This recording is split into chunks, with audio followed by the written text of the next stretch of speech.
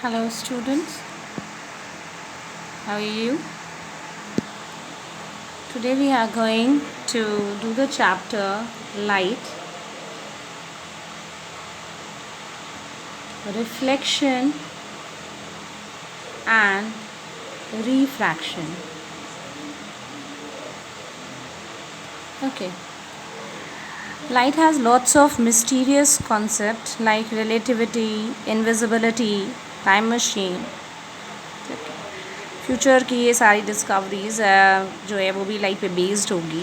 And light के बारे में जहाँ हम पढ़ते हैं जिस ब्रांच में फ़िज़िक्स की उसे हम ऑप्टिक्स कहते हैं। अभी आपको ये बात नहीं मालूम है, you are in class 10th, but in further sessions, in further classes, you will get to know that we are going to study about the light, that is optics.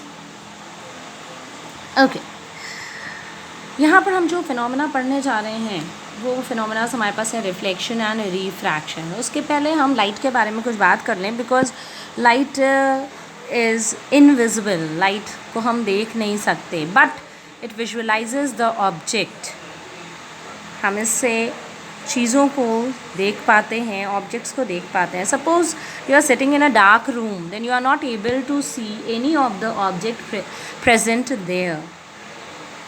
You lit a candle or you switch on the bulb, then the radiation emitted from the candle or by the filament falls on the object, strikes it, and then the radiation returns and enter your eyes and you are able to visualize the object.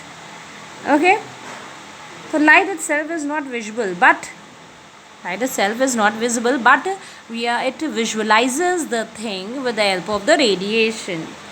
तो वो radiation, ठीक है, जिसे हम देख सकते हैं, visible radiation उसे कहते हैं, and that is rainbow colours. That is rainbow colours. Rainbow colours क्या होते हैं? That is VIBGYOR. विबग्योर ये हमारे रेनबो कलर्स हैं. 7 कलर्स, इन्हीं से मिलकर सारे कलर्स बनते हैं, वाइट लाइट बनती है. ओके, तो ये विबग्योर जो है ये विजिबल रेडिएशन है. That's why light is an electromagnetic wave. क्या है लाइट? लाइट एक इलेक्ट्रोमैग्नेटिक वेव है. ओके ओके, लाइट के हमें बहुत सारे ऐसे फिनोमिनास हमें पढ़ने हैं. आगे चल करके भी आप इसके बहुत सारे फिनोमिनास पढ़ेंगे, जैसे diffusion, dispersion, rectilinear propagation of light.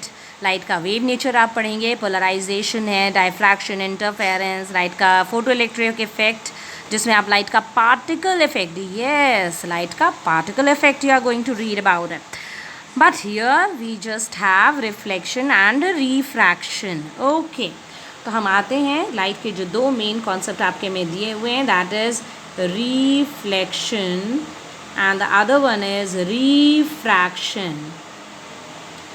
Okay, तो हम सबसे पहले बात करने जा रहे हैं रिफ्लेक्शन की. ना, what is reflection? Okay, reflection means इसमें होता क्या है, हमने एक प्लेन सरफेस ले लिया which is polished at one side. This is mm dash. Okay, now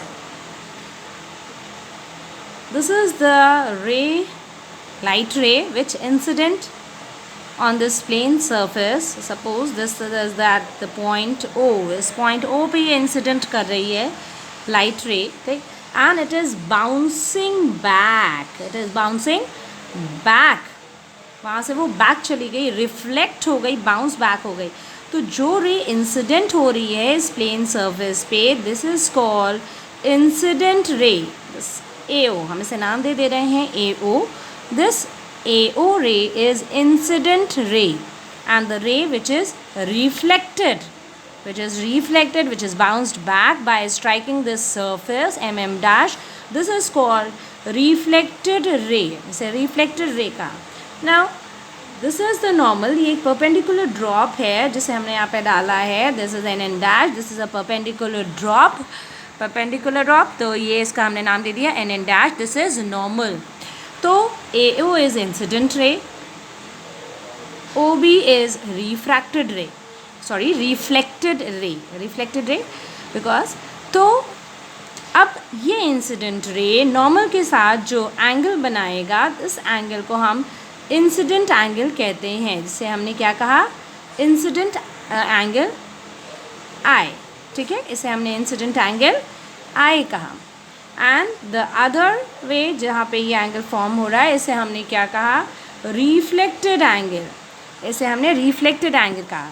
फिर से ध्यान से दीजिए, इंसिडेंट एंगल क्या होता है, जो इंसिडेंट रे नॉर्मल के साथ बना रहा है, this is incident angle, and reflected ray normal के साथ बना रहा है, दिस इज रिफ्लेक्टेड एंगल, ठीक है, ये रिफ्लेक्टेड एंगल है। ओके तो हमने ये चीज़ समझी, क्या है ये रिफ्लेक्शन, क्या हुआ, reflection is the process of bouncing back of the ray of light when it is incident on a highly polished surface, ठीक है।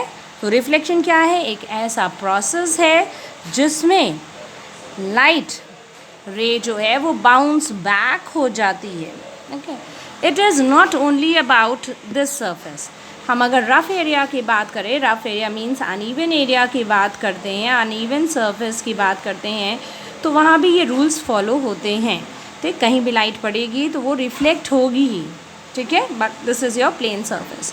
ओके, तो जब हम इसकी बात कर रहे हैं तो यहाँ पे जो आपने रिफ्लेक्शन ऑफ लाइट पढ़ा, इसके दो लॉज हैं, लॉज ऑफ रिफ्लेक्शन हमारे पास जो दो दिए हैं, इसमें हमारा पहला लॉ क्या है, the first law is that, देखिए जो इंसिडेंट रे है, incident ray is AO, reflected ray is BO, okay, and the normal, जो हमारा ये नॉर्मल है, that is NN डैश, ठीक है, ये सभी क्या होंगे, एक ही पॉइंट पे होंगे, at the same point of incidence, ठीक है, ये सभी एक ही पॉइंट पे होंगे and at the same plane. Okay, once again the first law of reflection is incident ray, reflected ray and the normal, okay, they will all lie on the same plane, on the same plane, incident ray, reflected ray और normal, ये सभी एक ही plane पर lie करेंगे। and the other one is the angle of reflection will equal to the angle of reflection, the angle of incidence will be equal to the angle of reflection, यानी जो incident angle है वो हमेशा reflected angle के बराबर ही होगा, हमेशा उसके इक्वल होगा, ठीक है, तो ये दोनों एंगल्स हमेशा इक्वल होंगे। The angle of reflection will always be the angle of incidence, दोनों एंगल हमेशा इक्वल होंगे। इसी तरह अगर हम बात करते हैं रफ सरफेस पे, अगर ये रफ सरफेस पे गिर रहा है, ठीक है, तो ऑब्वियसली यहाँ पे हम नॉर्मल का ही मान लेते हैं, एंड ये वहीं से अगर इंसिडेंट हो रहा है तो उसी के इक्वल एंगल बना के ये रिफ्लेक्ट भी होगा। एंड फॉर सपोज अगर ये यहाँ पे गिर रही है लाइट रे, तो इसका नॉर्मल जाएगा which will be 90 degree to the surface, और फिर हमारी ये जो रे है वो क्या होगी, रिफ्लेक्ट हो जाएगी। But in all the condition angle of incidence जो है वो हमेशा एंगल ऑफ रिफ्लेक्शन के इक्वल होगा। ओके, तो these are the two laws of reflection. Thank you.